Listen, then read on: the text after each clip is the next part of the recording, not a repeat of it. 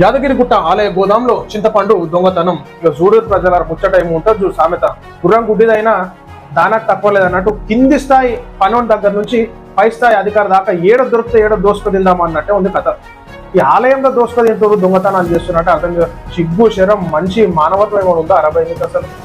ఈ చింతపండు ఎత్తుకోయి అమ్ముకో తింటారా?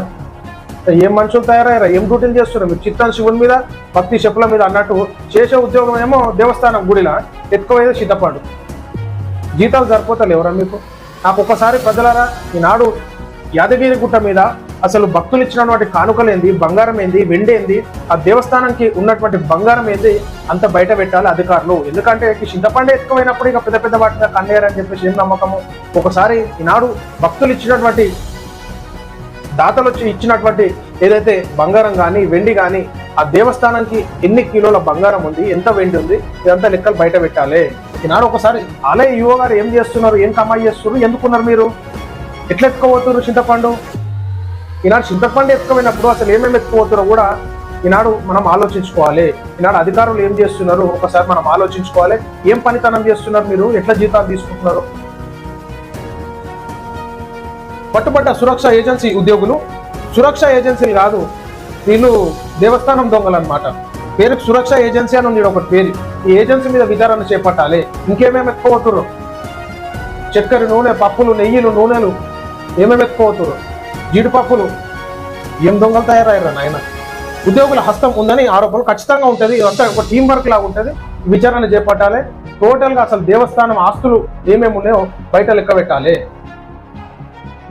యాదగిరిగుట్ట ప్రసిద్ధ పుణ్యక్షేత్రం యాదగిరిగుట్ట శ్రీ లక్ష్మీ నరసింహస్వామి వారి దేవస్థానంలో కొండపైన లడ్డూల గోదాం నుండి సుమారు 10 బస్తాల చింతపండు దొంగతనం చేస్తూ సురక్ష ఉద్యోగులు పట్టుబడ్డారు. దొంగలు, సురక్ష కాదు, దొంగ రక్షకులు వీళ్ళంతా. దొంగలను కాపాడేటటువంటి ఉద్యోగులు ఉన్నారు ఇక్కడ. పూర్తి స్థాయిలో ఆలయ ఏవో లేకపోవడంతో ఏం చేస్తారు? ఆలయ ఈలో లేకపోవడం ఏం కమాయి చేయబోతున్నారు ఆలయ ఏవో గారు? ఇష్టానుసారంగా వ్యవహరిస్తున్నట్లు ఆరోపణలు వెలువెత్తుతున్నాయి. ఒక్కో బస్తా సుమారు 30 కేజీల వరకు ఉంటుందని అంచనా. గోదాంలో పనిచేసే సీసీ కెమెరాలు వైర్లను కట్ చేసి మరి దొంగతనాలకు పాల్పడినట్లు దేవస్థానం ఉద్యోగులు చూడాలి. సీసీ కెమెరాల వైర్లు కూడా కట్ చేసే వరకు సోయలేనటువంటి అధికారులు ఉన్నారు. జీతాలు ఎందుకు తీసుకుంటున్నారు? ఈనాడు ఏమైతే జరిగిందో ఇక్కడ అక్రమము మొత్తం బయట పడాలి. మేము కూడా ఏదుందో మేము అధికారుల దృష్టికి తీసుకుపోతాము. ఇక్కడ ఏం జరుగుతుందో అసలు భాగవతము, ఈ భాగవతం అంతా బయట పెడతాం. సీసీ కెమెరా వైర్లు ఎట్లా కట్ అయినాయి. సో ఇప్పుడు చింతపండు వ్యవహారం కాదు, ఇంకా చాలా ఉంటుంది ముచ్చట.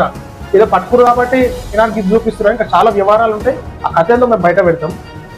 పూర్తి విచారణ జరిపి కఠినంగా శిక్షించాలని డిమాండ్ చేస్తున్న స్థానిక భక్తులు అంట. ఇక చూడాలి, ఇంత తతంగం నడుస్తుంది యాదగిరిగుట్ట మీద ప్రజలారా. మనం ఇచ్చినటువంటి డబ్బులు, మనం ఇచ్చినటువంటి డొనేషన్స్, మనం భక్తుల రూపంలో వచ్చేటటువంటి దాతలు వచ్చేటటువంటి కానుకలు ఏమైతున్నాయి, అక్కడ బంగారం ఏమైతుంది, మొత్తం లెక్కలు బయట పెట్టాలి. ఈనాడు యాదగిరిగుట్ట ఆలయ ఈవో గారు ఉన్నటువంటి అధికారులు. నమ్మకం లేదు. ఈనాడు సిద్ధంగా ఎత్తుకోపోయినప్పుడు ఇంకేమేమి ఎత్తుకోబోతున్నారో ఏం తెలుసు? సీసీ కెమెరాలు కట్ చేశారంట. ఎందుకు డ్యూటీ చేస్తున్నారు? ఆలయ ఈవో ఎందుకున్నారు? అధికారులు ఎందుకున్నారు?